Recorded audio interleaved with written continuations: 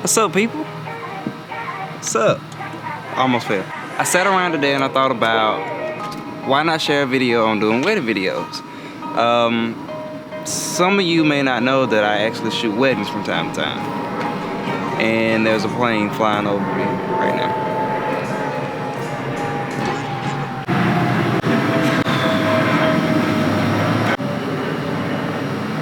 Alright, so yeah, I shoot weddings and I love them. You know, I love some more than others, and they are very, very fun to do at times. So I figured, why not share this information that I know with a few of you who are looking to get into weddings, or even the ones that are thinking about doing it. And just gonna give you 5 quick tips of things that if I would have known early on, they would have helped me. So we're gonna get into it right now, and I'm gonna have a seat right back here.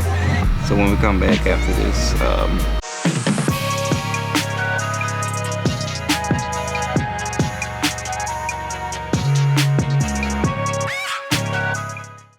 number 1, get to know your wedding couple. I mean, their personalities may be different. You may get a couple that are like real bubbly. You may get some that are serious. You may get some that don't like to display PDA, and that's gonna be kind of weird doing a wedding. But get to know what kind of people they are and what they're wanting. You know, and you're gonna help set the expectations of them with you.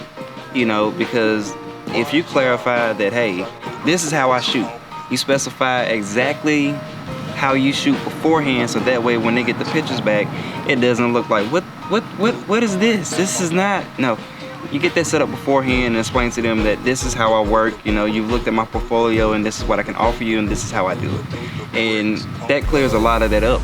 And again, once you understand their personalities, how they are as a person, it helps them become more relaxed around you, because you're gonna be in their face for good, I don't know, anywhere from 4 to 10 hours, depending on how long you stay there. Maybe longer, maybe shorter. But these people are letting you into their lives. I mean, you're meeting their family. This is something that's very, very important to them, and something that they're gonna look back from years from now. And you just wanna make sure that you're comfortable with them. Number 2, work with your planner. Work with your planner. If they don't have a planner, work with somebody who's set to organize everything. This is gonna help you set up a schedule for the day. And if they do not have a planner, then by all means, feel free to assist them in setting up a schedule. Because if you do not have a schedule when you're shooting those pictures, oh boy. Just make sure there's a schedule. A set time for pictures before and after, a certain time frame for pictures right before and after, because you don't want to be the reason that they're late to the wedding. You don't want to be the reason that they're late to the reception. For me, I have, I believe, 45 minutes ahead of time for pictures before the wedding, which takes care of the individual groomsmen, the bridesmaids, and also the bride and groom individual pictures. They do not see each other unless they want to see each other beforehand.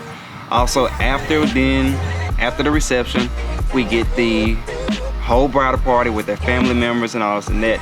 And like I said, I also have 45 minutes for that. And that's classified in my contract or spoken to them beforehand, so they know what to expect.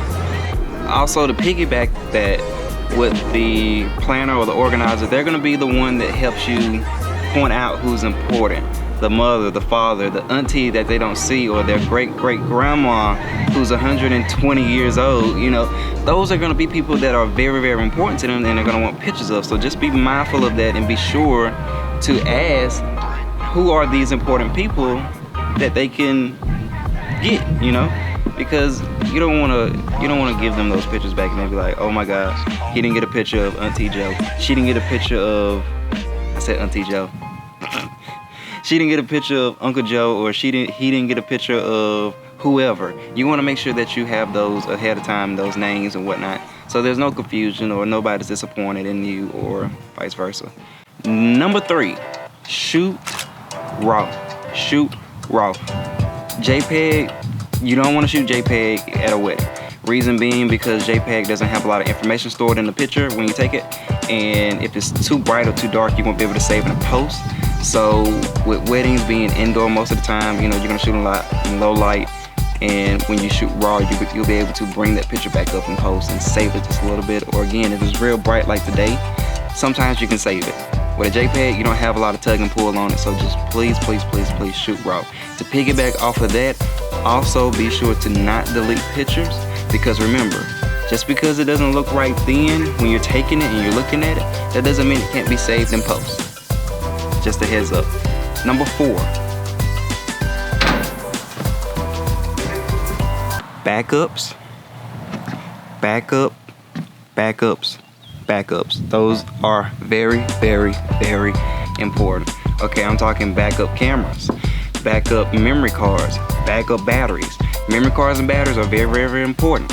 If you do not have an additional camera to bring, please take care of your camera, keep up with it. Make sure you have multiple lenses. If you do not have multiple lenses, use the best with what you have. But be sure to back up your files. So remember, back up that memory card, back up that camera, back up those batteries.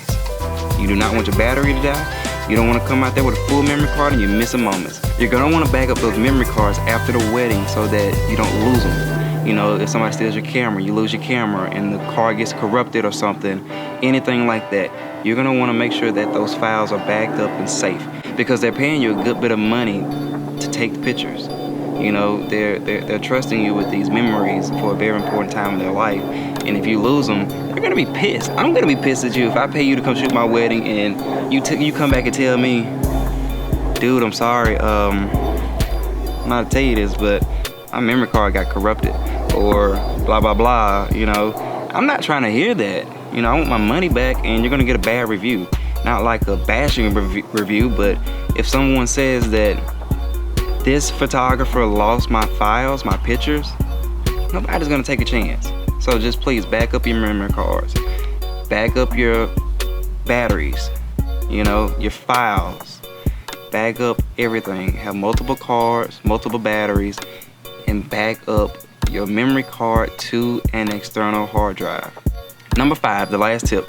This one is very helpful, and it's kind of sometimes overlooked, but you're gonna want to make sure that you're going to the rehearsal. If they're having a rehearsal, please go, please. You know, I don't charge extra for it, it's included. Just go to the rehearsal, and that's gonna save you so much of a headache.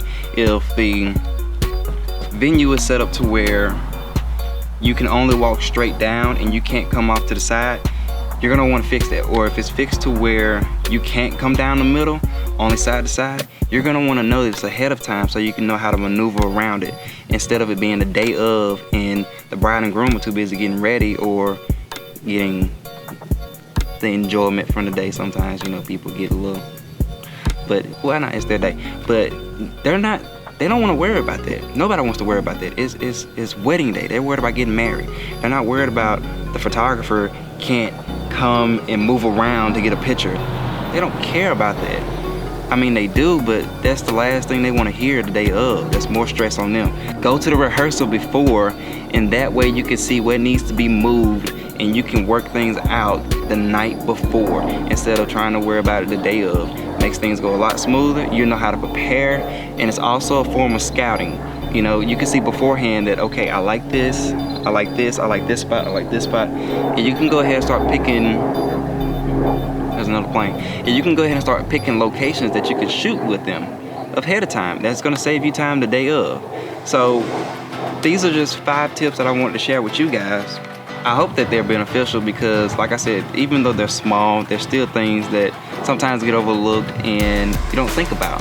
You know, I didn't think about it when I first started out, you know, but at the end of the day, it's a wedding. Make sure you have fun. Make sure your bride and groom are having fun. And don't be a butthole. Just be nice, be friendly, be on time, be professional, and you got this. You know, you got it. So those are my 5 tips. Hopefully I didn't take up too much of your time. If you like this video, be sure to like, comment, share, most importantly, subscribe. You know, that's the little button. It's gonna be either on this side or this side. I'm not really sure. I'm gonna say this side. If I'm wrong, then I'm wrong, but the subscribe button is definitely there. Also, hit the bell, you know. thank you guys for watching. I really appreciate it. And if you'd like to see more videos like this, let me know and I'll make it happen. So that's it. See you guys next time.